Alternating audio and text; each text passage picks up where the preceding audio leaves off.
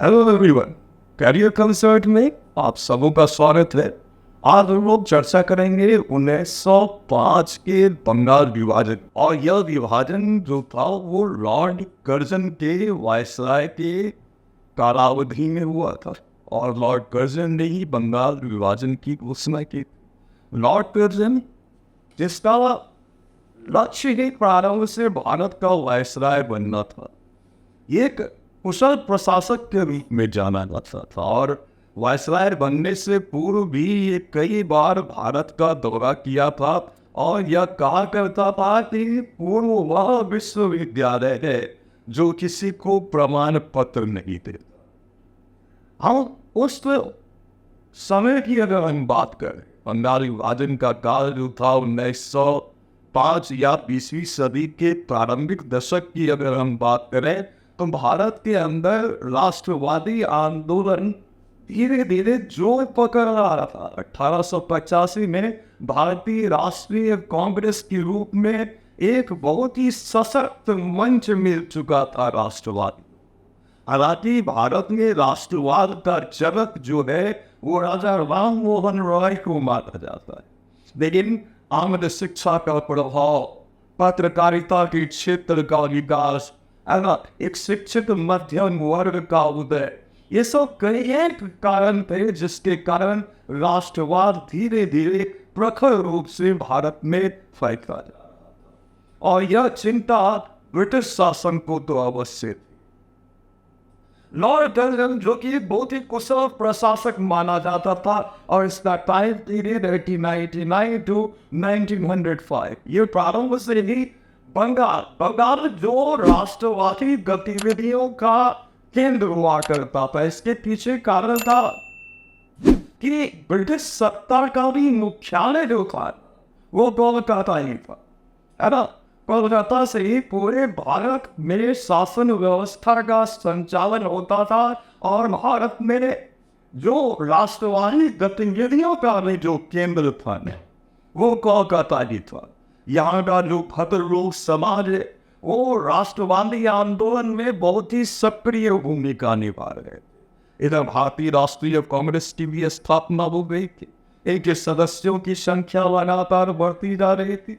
जो भी राष्ट्रवादी नेता थे, चाहे अरविंदो घोष हो, बिपिन चंद्र पाल हो, सुरेंद्र नाथ बनर्जी हो, इनकी गतिविधियां भी इन क्षेत्र में तेज हो रही थी।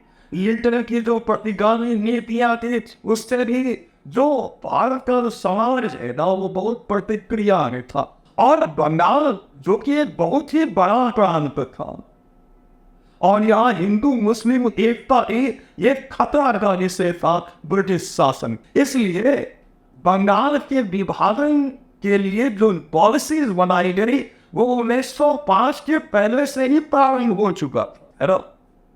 और बंगाल को विभाजित करने के पीछे जो तर्क दिया गया वो प्रशासनिक पुनर्गठन का तर्क दिया गया, क्योंकि पूरा जो बंगाल है एक बहुत ही बड़ा प्रांत था और शासन व्यवस्था को सुदृढ़ करने के लिए बंगाल के विभाजन की बात कही गई। लेकिन इसके पीछे एक दूसरा मकसद, एक छद्म उद्देश्य भी ब्रिटिश शासन का छुपा हुआ था। क्योंकि बंगाल ही राष्ट्रवादी गतिविधियों का केंद्र था, इसलिए बंगाल को विभाजन कर देने से निश्चित रूप से राष्ट्रवादी गतिविधियों पर अंकुश लग सकता था। और इस विश्वास के साथ ही बंगाल विभाजन का निर्णय भी ब्रिटिश सत्ता के द्वारा किया गया।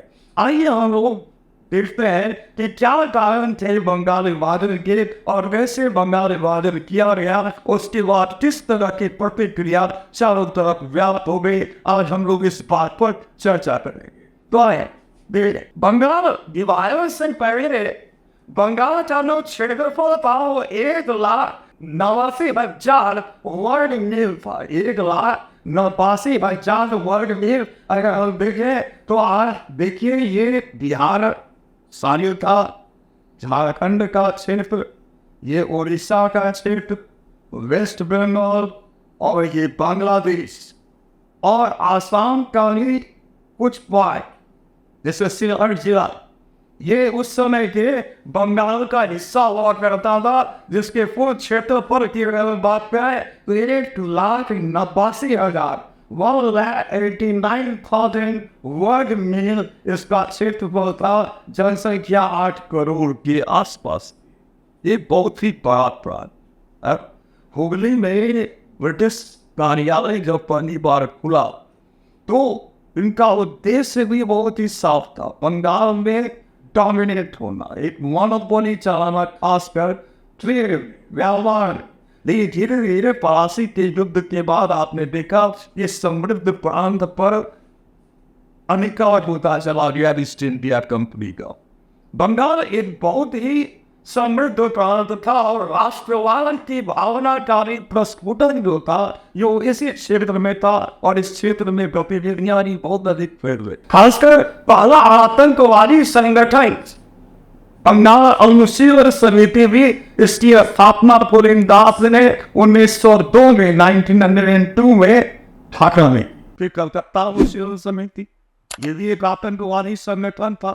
पी मित्रा ने इसकी स्थापना की 1905 में। 28 मार्च 1903 को जो बंगाल के लेफ्टिनेंट गवर्नर थे एंड्रयू फ्रेजर, उसने बंगाल विभाजन की का प्रस्ताव जो है सबसे पहले एंड्रयू फ्रेजर ने लाया, और प्रशासनिक कारण इसके पीछे बताया गया। प्रशासनिक पुनर्गठन के उद्देश्य के साथ बंगाल विभाजन का प्रस्ताव इसने पेश किया, जिसे 1 जून 1903 को जो सेक्रेटरी ऑफ स्टेट थे भारत सचिव रिस्ले ने उसे स्वीकार किया और कुछ संशोधन उसमें किया गया।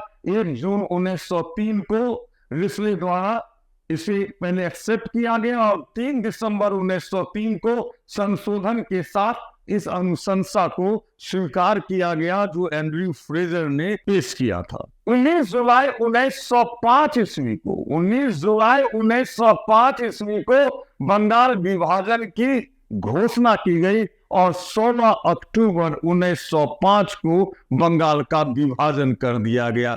हालांकि 16 अक्टूबर 1905 से पहले ही लोगों में यह फैल गया यह बात कि बंगाल का विभाजन होने वाला है और लोगों में व्यापक प्रतिक्रिया व्याप्त हो गई।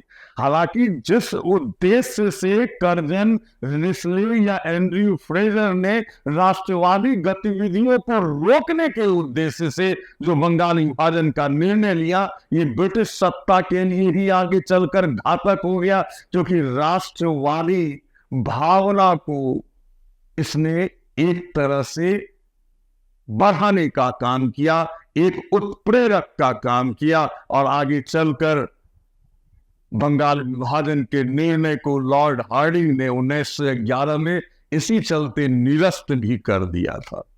ठीक है, तो आइए हम लोग देखें कि जब 16 अक्टूबर 1905 को बंगाल में विभाजन कर दिया गया तो क्या स्थिति बंगाल की हो गई। बंगाल को धर्म के आधार पर, क्योंकि जो पूर्वी बंगाल का जो क्षेत्र था वो मुस्लिम बाहुल्य क्षेत्र था। ब्रिटिश की तो नीति ही यही थी ना कि फूट डालो और शासन करो। अब बंगाल एक ऐसा प्रांत था जहां हिंदू मुस्लिम एकता भी अपने चरम पर हुआ करता था, और ये दोनों कौम मिलकर राष्ट्रवादी आंदोलन में शरीक थे, है ना।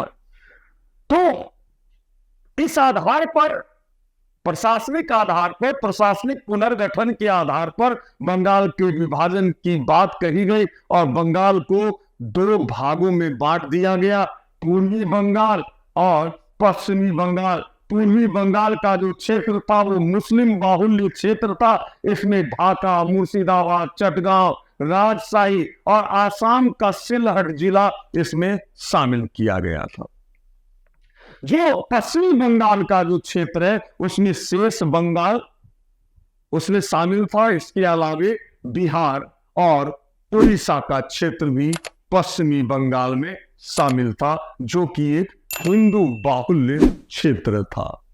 अब फूट डालो और शासन करो की नीति ही इसके पीछे कारगर थी, जबकि दावा किया जा रहा था कि प्रशासनिक पुनर्गठन के लिए बंगाल का विभाजन किया जा रहा है। तो आइए देखें इस विभाजन के बाद क्या प्रतिक्रिया व्याप्त हुई, एक आंदोलन की पृष्ठभूमि बनकर तैयार हो गई, जिस आंदोलन को हम बंग भंग आंदोलन या स्वदेशी आंदोलन भी कहते हैं।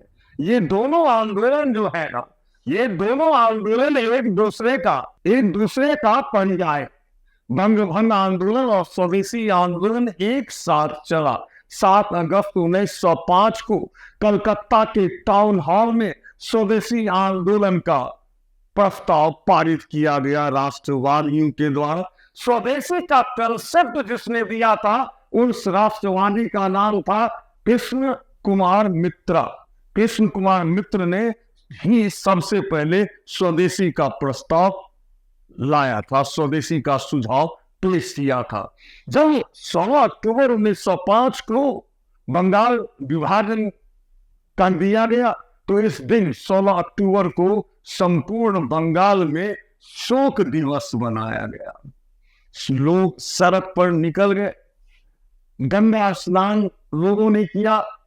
उसके अलावा जितने भी कौम के लोग थे, जितने भी धर्म के लोग थे, उन लोगों ने रक्षाबंधन का त्योहार, भाईचारे के लिए रक्षाबंधन का त्योहार मनाया। आत्मशक्ति पर बल दिया गया। अब धीरे धीरे संपूर्ण बंगाल में ब्रिटिश नीति के विरुद्ध एक प्रतिक्रिया आई, और इसमें खासकर जो नौजवान लोग थे, उन लोगों ने बढ़ चढ़ के हिस्सा लिया। जो कॉलेज या विश्वविद्यालयों में पढ़ा करते थे, उन लोगों ने भी बढ़ चढ़ के हिस्सा लिया। तो सरकार ने इनके विरुद्ध एक कार्लाइल सर्कुलर पारित किया, और 22 अक्टूबर 1905 को, जिसको दासता की घोषणा भी कहते हैं, और इसमें कहा गया कि जो भी छात्र या छात्राएं जो यूनिवर्सिटी या कॉलेज को छोड़कर वो इस आंदोलन में शरीक हो रहे हैं या छोड़ रहे हैं, उसे कोई भी सहायता सरकार के द्वारा प्रदान नहीं की जाएगी। इस घोषणा को दासता की घोषणा कहा गया, क्योंकि यह राष्ट्रवादी आंदोलन को कुचलने की प्रवृत्ति थी ब्रिटिश शासन की। ईस्ट इंडिया कंपनी की शासन तो 1858 के एक्ट से ही खत्म हो गई थी।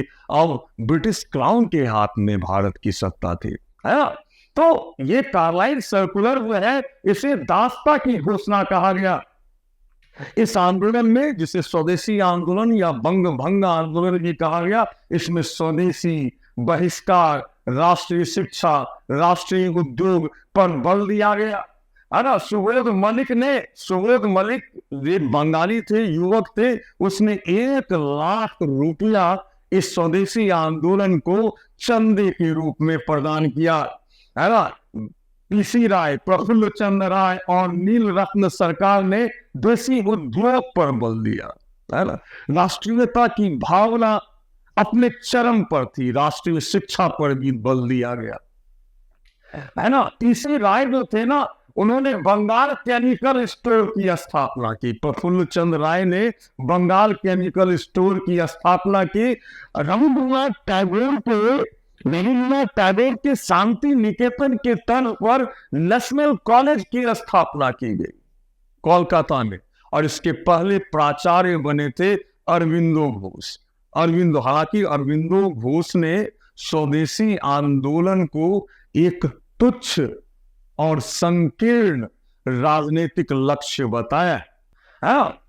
और सुरेंद्रनाथ बनर्जी जो थे, उन्होंने पहले ही कई आंदोलन का नेतृत्व किया था, खासकर पीसीएस में, आईएस में भारतीयों की भागीदारी बढ़े, इसलिए वो व्यापक आंदोलन वो चला नहीं रहे थे।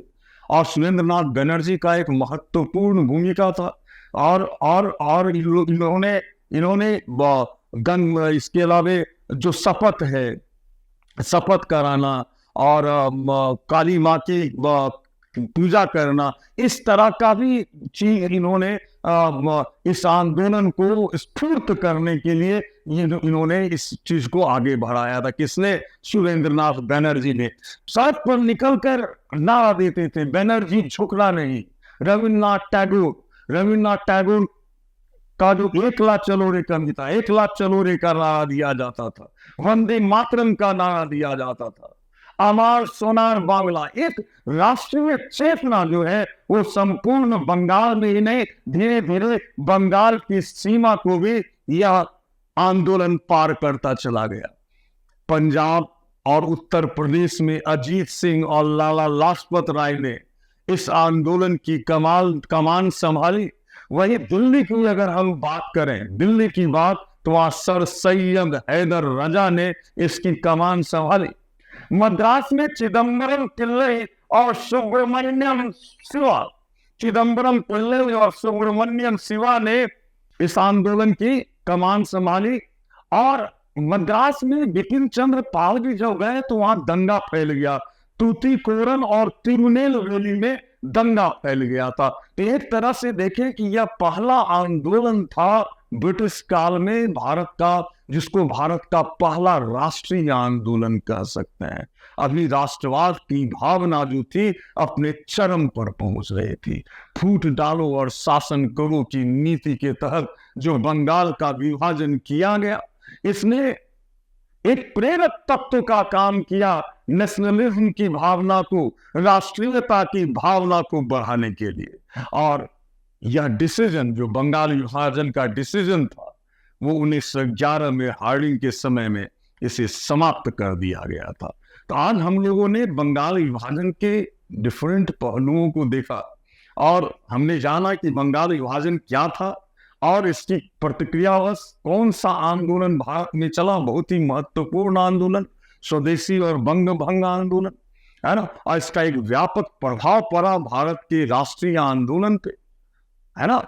आज हम लोग इस वीडियो को यही समाप्त करते हैं। अगर आपको यह वीडियो पसंद आया हो, यह जानकारी अगर आपके लिए कारगर साबित हुआ हो, तो निश्चित रूप से हमारे चैनल करियर कंसल्ट को सब्सक्राइब करें, बेल बटन दबाएं, ताकि आगे जो भी वीडियोज आए वो आप तक पहुंच सके। हमारा उद्देश्य ही है कि रिमोट एरियाज में ही रहने वाले स्टूडेंट्स को, अभ्यर्थियों को एक क्वालिटी बेस्ड नॉलेज प्राप्त हो, ताकि वो जो डिफरेंट कंपटीशन है, जो प्रतियोगिता परीक्षाएं हैं, उनमें सफलता प्राप्त कर सके।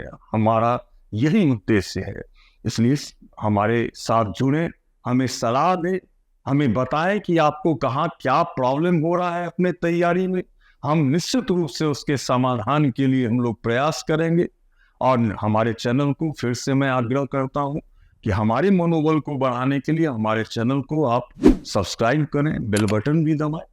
हम बहुत जल्द ही अगले वीडियो में आप लोगों के सामने होंगे। तब तक के लिए बहुत बहुत धन्यवाद, शुक्रिया।